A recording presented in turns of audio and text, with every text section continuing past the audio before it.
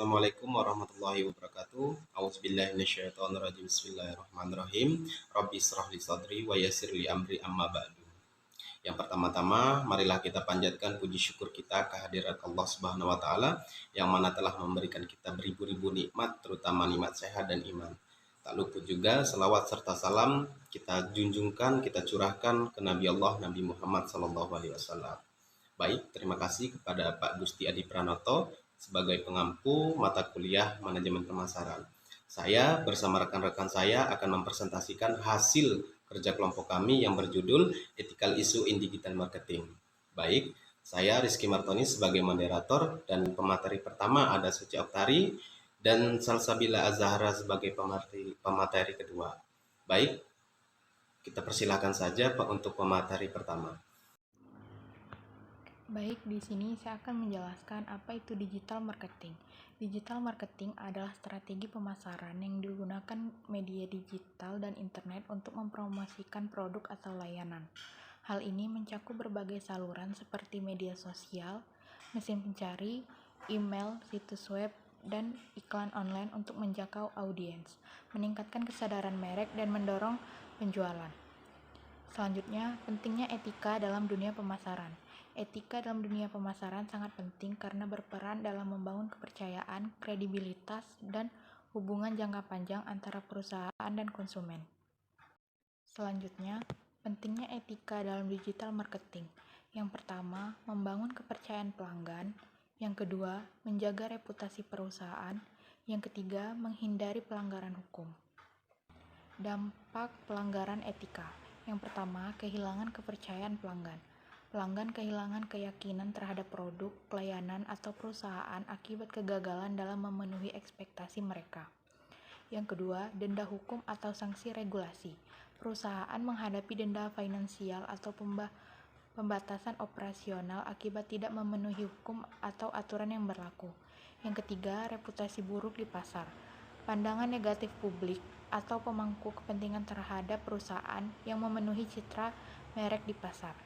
Kemudian itu ada solusi dan rekomendasi. Solusi itu dibagi menjadi dua. Yang pertama itu transparansi. Transparansi adalah prinsip keterbukaan yang memberikan akses informasi kepada publik terkait aktivitas organisasi, termasuk pengolahan sumber daya publik. Ini mendorong akuntabilitas dan mencegah korupsi dengan memungkinkan masyarakat untuk mengawasi tindakan pemerintah.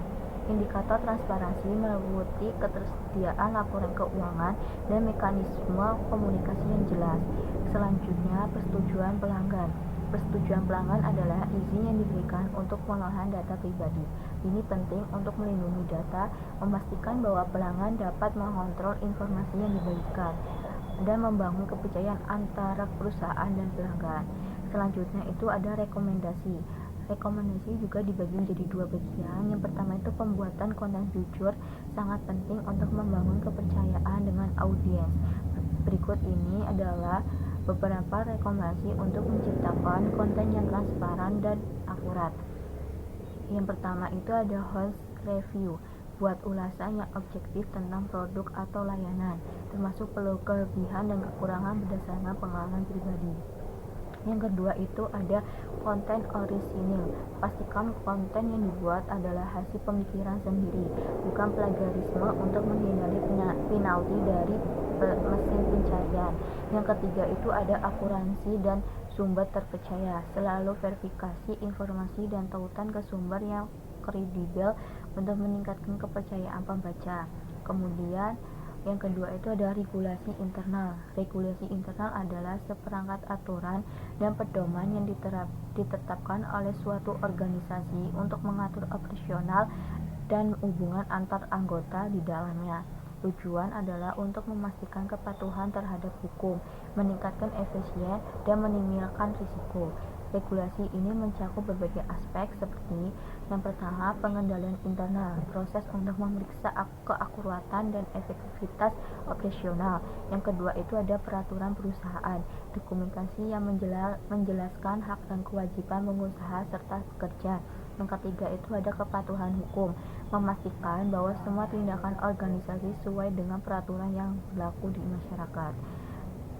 Selanjutnya yaitu kesimpulan.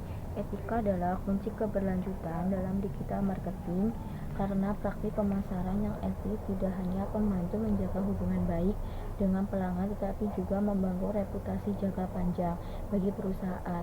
Dalam dunia digital yang semakin transparan, pelanggan lebih peduli pada nilai-nilai moral yang dijunjung oleh merek yang mereka pilih. Oleh karena itu, etika menjadi landasan penting bagi keberlanjutan strategi pemasaran. Penetapan etika dalam mendamping keberhasilan jangka pendek tetapi juga keberlanjutan bisnis. Dengan menjaga hubungan yang sehat dengan pelanggan dan membangun reputasi yang baik, perusahaan menciptakan fondasi yang pertumbuhan di masa depan. Etika bukan kadar paham kebutuhan strategi untuk tetap relevan dan kompetitif di era digital.